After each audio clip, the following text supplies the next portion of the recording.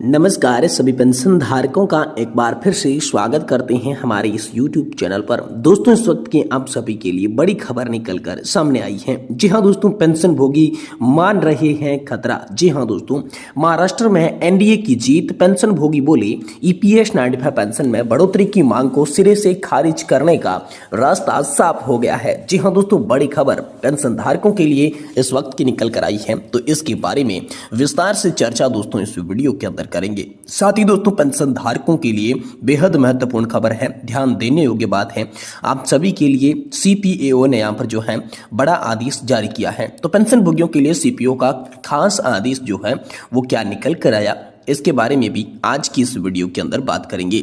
साथ ही जरा EPS 95 pension पर भी बोलिए सरकार। इसी को लेकर अपील की जा रही है कि बुढ़ापे का सहारा व सम्मान के साथ जीवन जीने के लिए पेंशन आंदोलन को किस तरीके से मजबूत करना है और सरकार से ईपीएस 95 पेंशन योजना पर ध्यान देने की बात यहाँ पर आप सभी के लिए निकल कर सामने आई, तो इसके बारे में भी चर्चा इस वीडियो के अंदर करेंगे। वहीं आप सभी के लिए 8वें वेतन आयोग को लेकर फिटमेंट फैक्ट को लेकर चर्चा हो रही है। 8वें वेतन का मामला जो है वो सुलझता हुआ नजर आ रहा है, तो इसको लेकर भी ताजा खबर 2 दिन पहले की आप सभी के लिए निकल कर आई है, वह भी दोस्तों इस वीडियो के अंदर हम जानेंगे। यानी कि पेंशन धारकों से जुड़ी तमाम बड़ी खबरों की चर्चा इस वीडियो के अंदर करेंगे। इसलिए आप सभी से निवेदन है कि वीडियो आप लास्ट तक देखिएगा और चैनल पर नए हैं तो चैनल को जरूर सब्सक्राइब कर लें। तो चलिए सबसे पहले बड़ी खबर की ओर बढ़ते हैं और जानते हैं कि महाराष्ट्र में एनडीए की जीत। पेंशन भोगी बोले कि ईपीएस 95 पेंशन में बढ़ोतरी की मांग को सिरे से खारिज करने का रास्ता साफ हो चुका है। तो एनडीए सरकार के प्रति एनएससी का विरोध उनकी चुनावी संभावनाओं पर कोई असर नहीं डाल सका। पेंशन भोगियों को बड़ा झटका लगा। न्यूनतम पेंशन 7,500 रुपए करने के लिए आंदोलन चल रहा है। पेंशन भोगियों का संगठन केंद्र सरकार और बीजेपी के खिलाफ अभियान चला रहा है।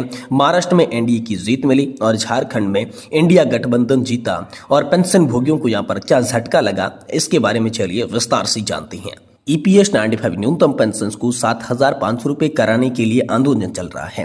केंद्र सरकार और भाजपा पर लगातार दबाव बनाया जा रहा है। महाराष्ट्र और झारखंड विधानसभा चुनाव में पेंशन भोगियों ने दावा किया था कि मोदी सरकार और बीजेपी का गुस्सा यहां पर दिखाएंगे, लेकिन महाराष्ट्र की जल ने पेंशन भोगियों को बड़ा झटका दिया है।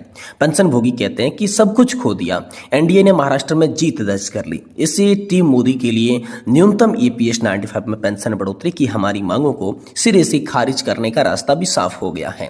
एनडीए सरकार के प्रति एनएससी का विरोध उनकी चुनावी संभावनाओं पर कोई भी असर नहीं डाल सका। कम से कम हम इतना तो कर सकते हैं कि यूट्यूबर्स द्वारा पोस्ट किए गए झूठे वीडियो देखना और सुनना भी बंद कर दें। व्याख्यान सुनने में समय यहाँ पर जो है बर्बाद नहीं करें, ये पेंशन धारक जो है वो बता रही हैं। जीवन को अपना सामान्य प्रभाव में चलने दें और आइए प्रार्थना सुबह की शाम तक खैर नाता नातिन से सब समय बिताएं। अगर केंद्र सरकार हमारी मदद करने का फैसला करती है तो उनका असर हमारे बैंक खातों में अपने आप दिख जाएगा। वहीं एक अन्य पेंशनर्स जो कि सनंत रावल जी, उनका कहना है कि गौतम चक्रवर्ती जी हाँ बिल्कुल सही है, मैं आपके कथन से पूरी तरीके से सहमत हूं। हम भगवान से प्रार्थना करते हैं कि भगवान मोदी जी को सद्बुद्धि दे और उनके दर्द को महसूस करें। यहाँ पर जो इस बात को पूरी तरीके से सहमत नजर आते हुए उन्होंने कहा कि और मैं यही प्रार्थना करता हूं कि अब समय आ गया है कि बुजुर्ग गहरी सांस लें, गरीबी से भरी वह जिंदगी जिए और अपने परिवार के साथ मौज मस्ती करें। यहाँ पर जो है बरिदास राव बोले कि अगर ऐसा है तो हमारे अपने नेता क्या कर रहे हैं। अगर ये नेता सख्त होते तो ऐसा नहीं होता। कर्नल पाल सिंह ने रिजल्ट के पर प्रतिक्रिया दी और कहा कि जब तक मुफ्त राशन और ईवीएम है क्या कोऑपरेटिव सिस्टम का कोई हरा नहीं सकता, इस सिस्टम में कोई राहत नहीं मिलेगी। ये तमाम तरह की बातें जो है वो पेंशन धारक कर रही हैं। वहीं एक अन्य पेंशन धारक, इसके लिए मैं हमारे नेताओं को खास तौर पर सलाह देता हूं कि जो पिछले 10 वर्षों में हमारे बुजुर्गों को बेवकूफ बना रही हैं, उनकी सहानुभूति मोदी जी और उनकी कंपनी के साथ है। ईपीएस 95 पेंशन धारकों के सदस्यों के साथ नहीं है। इसका कारण तो वही जानते हैं। ये तमाम तरीके के जो यहाँ पर सवालात हैं, तमाम तरीके के मन में सोशल मीडिया के माध्यम से तमाम जो पेंशन धारक हैं वो यहाँ पर शेयर करते हुए आप सभी के लिए हाल फिलहाल में नजर आ रही है। वहीं दोस्तों अगली बड़ी खबर की बात करें तो आप सभी के पेंशन धारकों के लिए महत्वपूर्ण सूचना आई है। सभी पेंशन भोगियों को ध्यान दोगे यह बात सामने आई है। जी हाँ दोस्तों, सीपीओ ने आप सभी के लिए बड़ा आदेश जारी किया है। तो चलिए सीपीओ के आदेश को विस्तार से जानते हैं। पेंशन भोगियों को किस तरीके से ध्यान देना है, ये बात को हम इस वीडियो के अंदर संपूर्ण जानकारी के साथ विस्तार से जानते हैं। कृपया आप वीडियो को लास्ट तक जरूर देखते रहिएगा। केंद्रीय पेंशन लेखा कार्यालय यानी कि सीपीओ ने बताया है कि हाल ही में में ऐसे कई मामले सामने आए जिससे साइबर अपराधी पेंशनधारकों को कॉल कर ऑनलाइन लाइफ सर्टिफिकेट अपडेट कराने के लिए कहते हैं। इन अपराधियों के पास पेंशनधारकों का सभी व्यक्तिगत विवरण होता है, जैसे कि पेंशन भुगतान आदेश संख्या यानी कि पीपीओ नंबर, जन्म तिथि, बैंक डिटेल, आधार नंबर, ये सब। तो दोस्तों फंसाने का तरीका क्या है, ये पेंशन भोगी कहते हैं कि यहाँ पर आपका लाइफ सर्टिफिकेट सही तरीके से भरा नहीं गया है, उसमें बहुत सारी गलतियां हैं। इस प्रकार से वे पेंशन धारकों को झांसे में लेती हैं। इसके बाद ये अपराधी पेंशन भोगियों के मोबाइल पर ओटीपी भेजते हैं और उसे सत्यापन के लिए कहते हैं। जब पीड़ित ओटीपी जो है वो साझा कर देते हैं तो ये अपराधी उनके पास खाते तक पहुंच प्राप्त कर लेते हैं और खाते में मौजूद सारी जो राशि है वो नकली खातों में उठा लेते हैं। इससे पीड़ित के लिए अपनी राशि वापस पाना लगभग असंभव सा हो जाता है। वही दोस्तों महत्वपूर्ण सलाह की बात करें तो किसी को अपनी जानकारी साझा नहीं करनी चाहिए, ये बात आप सभी को ध्यान में रखनी है। बैंक या कोई अन्य सरकारी एजेंसी पेंशनधारकों से कभी भी लाइफ सर्टिफिकेट जमा करने या किसी व्यक्तिगत जानकारी जैसे ओटीपी, पीपीओ नंबर साझा करने के लिए कॉल नहीं करती है।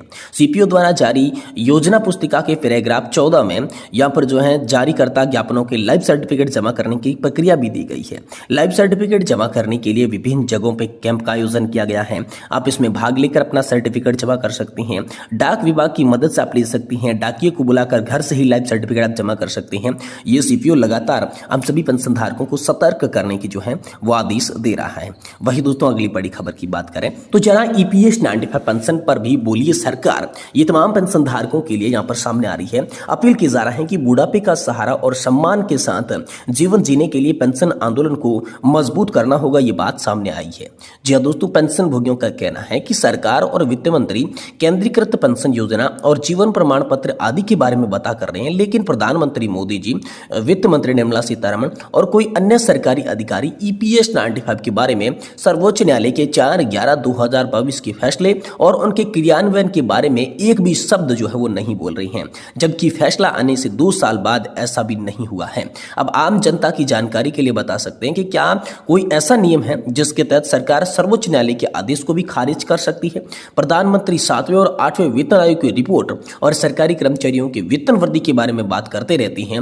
उसी प्रधानमंत्री के पास 4/11/2022 को सर्वोच्च न्यायालय की ईपीएस पेंशन आदेश के बारे में बात करने का समय नहीं है। वे आसमान के नीचे सभी विषयों पर बात करती हैं, लेकिन अभी तक उन्होंने 75 वर्ष से अधिक आयु के गरीब ईपीएस पेंशन भोगियों के बारे में अपना मुंह नहीं खोला है, जिन्होंने ज्यादातर मामले 1000 रुपए या उससे कम मासिक पेंशन मिल रही है। हमें ऐसी सरकार नहीं चाहिए जो वरिष्ठ नागरिकों की अपेक्षा कर रही हो। ये तमाम तरीके जो पेंशन धारक हैं वो यहाँ पर सोशल मीडिया के माध्यम से चर्चा में आ रही हैं। वहीं 8वें वेतन आयोग को लेकर बड़ी खबर है। फिटमैन फैक्ट को लेकर आप सभी के लिए बड़ी खबर है। जी हाँ दोस्तों, प्रधानमंत्री नरेंद्र मोदी के नेतृत्व वाली केंद्र सरकार जो है वो जल्द ही कर्मचारियों और पेंशन भोगियों की आर्थिक स्थिति को बेहतर बनाने के लिए एक कदम उठा सकती है।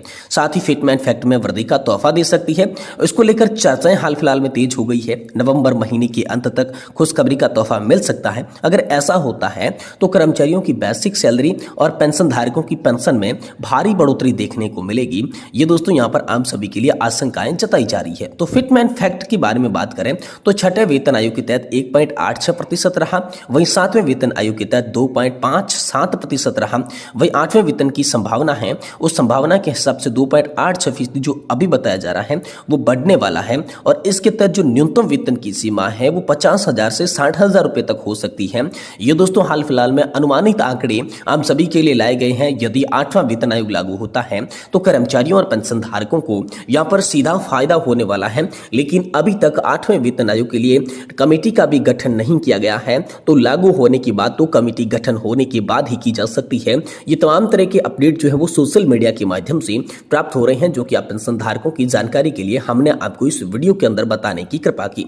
अगर जानकारी पसंद आई है तो वीडियो को लाइक करें और हमारे चैनल को भी जरूर सब्सक्राइब कर लें। आप सभी का बहुत बहुत धन्यवाद।